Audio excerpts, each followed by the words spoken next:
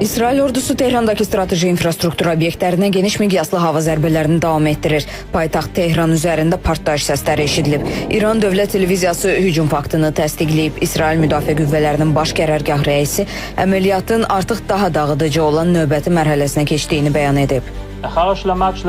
İlkin mərhələdə hava üstünlüyünü tam ələ keçirdik və ballistik raket sistemlərini iflic etdik. İndi əməliyyatın növbəti mərhələsindəyik. Bu mərhələdə rejimin əsas dayaqlarına və hərbi imkanlarına vurulan zərbələri daha da gücləndirəcəyik. Hələ açıqlamaq niyyətində olmadığım əlavə sürpriz planlarımız da var. İran həm regionun, həm də dünyanın sabitliyi üçün təhlükə yaradır. Son günlərdə gördüyümüz kimi bu təkcə İsrailin deyil, bütün azad dünyanın təhlükəsizliyi üçün atılan zəruri addımdır. Amerika Birləşmiş Ştatlarının mərkəzi komandanlığı isə İranın pilotsuz uçuş aparatı daşıyan nəhəng hərbi gəmisinin vurulduğunu açıqlayıb. Rəsmi Vaşinqton indiyədək İranın 30-dan çox hərbi gəmisinin batırıldığını deyib. Biz hələ əməliyyatın ilkin mərhələsindəyik. Bölgəyə yeni qüvvələr daxil olduqca zərbələrin miqyası daha da artacaq.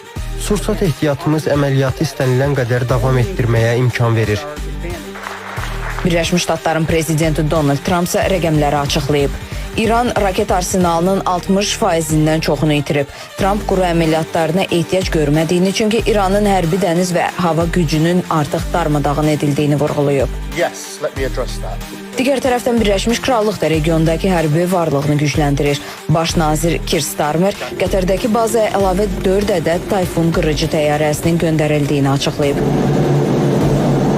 Qətərin Müdafiə Nazirliyi bildirib ki, ölkənin hava hücumundan müdafiə sistemləri Əl-Udeyd hava bazasına edilən pilotsuz təyyarə hücumunu uğurla dəf edib, lakin İran tərəfi geri çəkilmək niyyətində deyil. Xatəmül Ənbiya mərkəzi qərargahı İsrailin Ramat David aviabazası və Küveytdəki ABŞ mövqelərinin hədəf alındığını, İraqın Ərbil bölgəsinə isə dron zərbələri endirildiyini bəyan edib.